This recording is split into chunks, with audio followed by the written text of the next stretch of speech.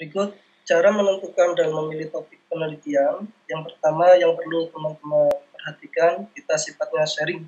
Yang pertama, di dalam menentukan topik, tentunya kita harus sesuai dengan bidang dan kemampuan dari peneliti.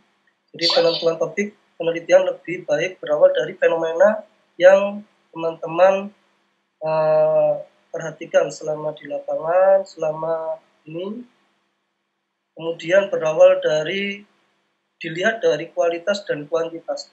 Memungkinkan nantinya ketika kita akan mengambil suatu topik maupun judul penelitian, dimungkinkan apakah kasus yang kita ambil itu mudah kita peroleh, kemudian seberapa berkualitasnya kasus yang kita peroleh tersebut. Artinya kasus tersebut dimungkinkan untuk bisa kita teliti dan lolos uji etik. Ya.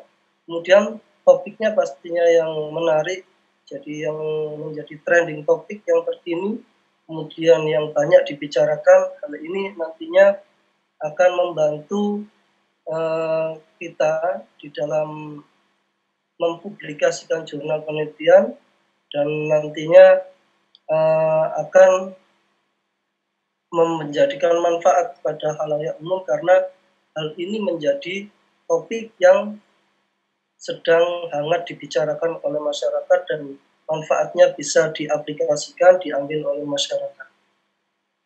Kemudian membuat peta berpikir. Nah, jadi kita di dalam menentukan topik dan tema penelitian tentunya lebih dahulu kita membuat suatu kerangka untuk menentukan topik apa yang cocok, sesuai, dan memungkinkan kita sebagai peneliti mampu untuk melakukan penelitian dengan segala faktor, ya, faktor-faktor keterbatasan dan kemampuan dari seorang peneliti. Ya. Hal ini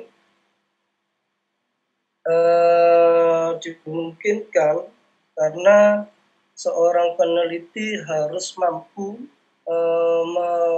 arah ke depan terkait di dalam menentukan topik penelitian ini banyak kendala atau tidak, sehingga nantinya di dalam termasuk waktu penelitian ini harus diperhitungkan dengan baik dan benar. Karena jika tidak, apalagi adik-adik yang ada di akademis, ya, ini harus juga menyesuaikan dengan waktu penelitian. Karena kalau tidak, ini akan memanjang. Mungkin tema dan topiknya sangat baik, tetapi tidak bisa diselesaikan dalam periode waktu yang sudah ditentukan. Sebagai contoh, topik merupakan hal yang paling mendasar yang harus ditentukan lebih dahulu dan tidak boleh asal-asalan. Ya. Sebagai contoh, topik yang saya ambil di sini pelayanan keperawatan, ya, karena saya melihat pelayanan keperawatan kita sebagai profesi perawat memungkinkan harus mampu memberikan pelayanan keperawatan secara profesional, kemudian variabel pendukung, yaitu tema dari topik penelitian ini yang saya ambil adalah kepuasan pasien, karena puncak dari suatu tolak ukur parameter dari pelayanan perawatan yang kita berikan kepada pasien itu adalah kepuasan pasien. Cuma kita bisa melakukan pelayanan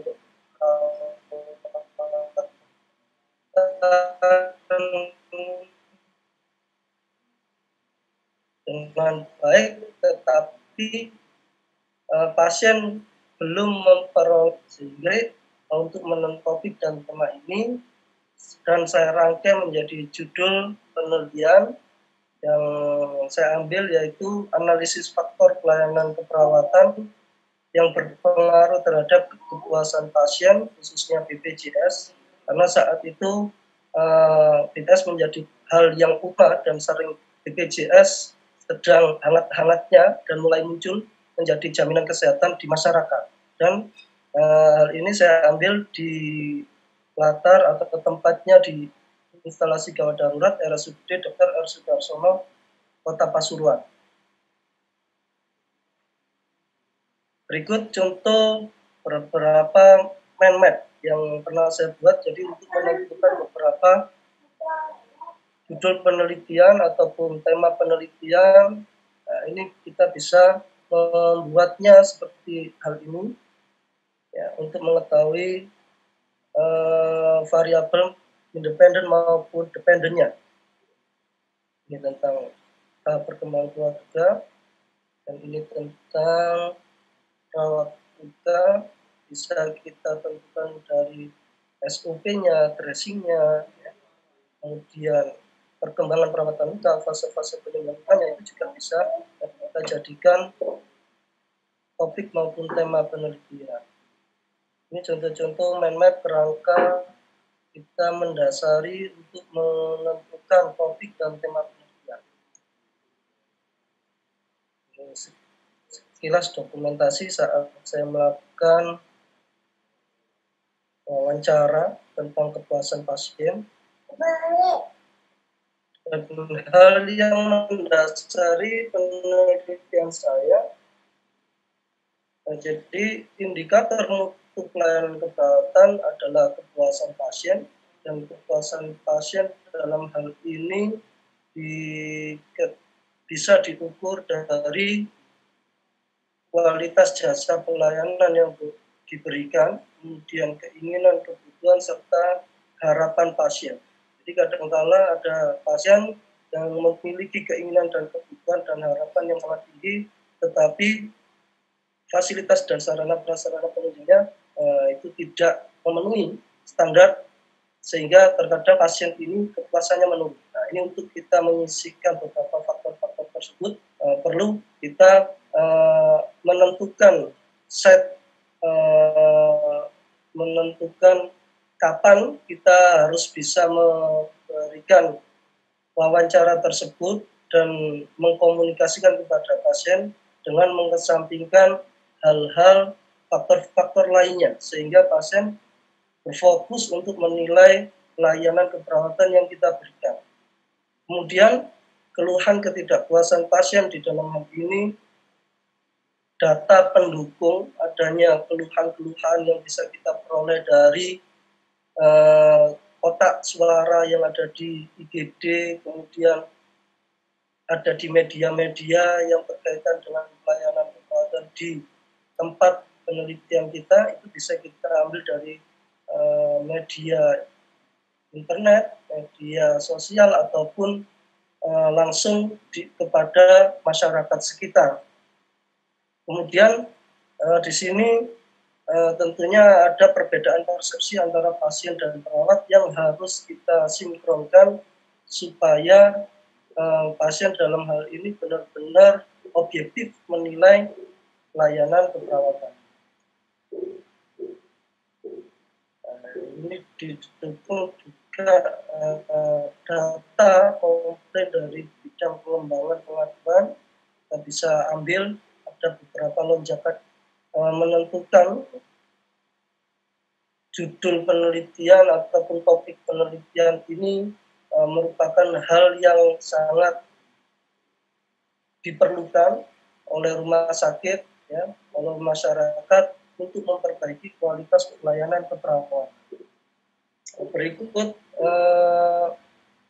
hasil penelitian analisis multivariat yang saya peroleh, yaitu faktor yang paling berpengaruh terhadap kepuasan pasien BPJS saat di UGD adalah waktu tanggap perawat. Jadi waktu tanggap perawat tidak harus responsif, harus cepat gitu ya, karena di kegawatan di instalasi gawat darurat itu harus memprioritaskan pasien yang gawat dan darurat ya, karena tidak menutup kemungkinan pasien-pasien dengan triase hijau, tidak gawat dan tidak darurat itu kadang juga muncul di IGD. Hal ini akan menyebabkan adanya kredit sehingga mempengaruhi kepuasan pasien, karena perawat di situ banyak kesibukan sehingga waktu tanggap perawat terhadap pasien yang prioritas ditangani dalam hal ini yang dengan kriteria P1 atau P2, triase merah atau kuning itu yang harus diutamakan. Sehingga waktu tanggap rawat harapannya cepat dan bisa memberikan kepuasan kepada pasien. Itu dokumentasinya. Ya, jadi kita di dalam melihat fenomena di lapangan itu tidak hanya melulu dari judul, tetapi topik dan garis besar yang akan diteliti, ya ini harus dikuasai, ya, harus benar-benar difikskan oleh peneliti. Ya. Dan ini nanti akan mempengaruhi, karena kalau kita tidak tepat menentukan topik dan tema, itu akan mengganti saat nantinya proposal seperti itu. Jadi seorang peneliti harus benar-benar jeli apakah ini merupakan masalah yang memang harus dicari solusinya, atau jangan-jangan ini sudah dilakukan di rumah sakit dan sudah menjadi kebiasaan, sehingga hal ini bukan menjadi hal yang baru atau solusi yang kita dicari atau dibutuhkan oleh rumah sakit seperti itu. Jadi penelitian yang kita lakukan harapannya bisa benar-benar memberikan manfaat, ya, baik pada peneliti, bagi rumah sakit tempat penelitian, maupun bagi responden seperti itu. Siap, ya. Jadi tentunya kita di dalam melakukan penelitian ini perlu komunikasi yang sangat baik, ya. Jadi agar di dalam mulai proses perizinan, kemudian proses di dalam info konsen kepada responden, ini juga supaya benar-benar terapeutik, sehingga di situ memudahkan kita sebagai peneliti untuk memperoleh data yang diharapkan, baik itu penelitian kuantitatif maupun kualitatif, ya.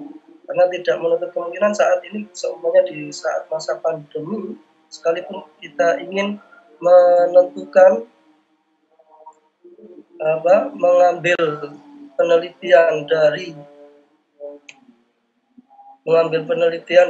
responden yang ada di rumah karantina atau di rumah sakit pasien-pasien COVID, dan mereka juga masih aktif memakai gadget, dan itu masih menjadi peluang kita untuk bisa melakukan penelitian kualitatif, melakukan wawancara, ya, dengan dimediasi oleh perawat-perawat yang ada di ruangan atau perawat-perawat atau relawan COVID yang jaga, bisa membantu kita untuk mengambil data, sehingga harapannya data yang kita perlukan itu bisa sesuai dengan yang diharapkan, sehingga penelitian ini benar-benar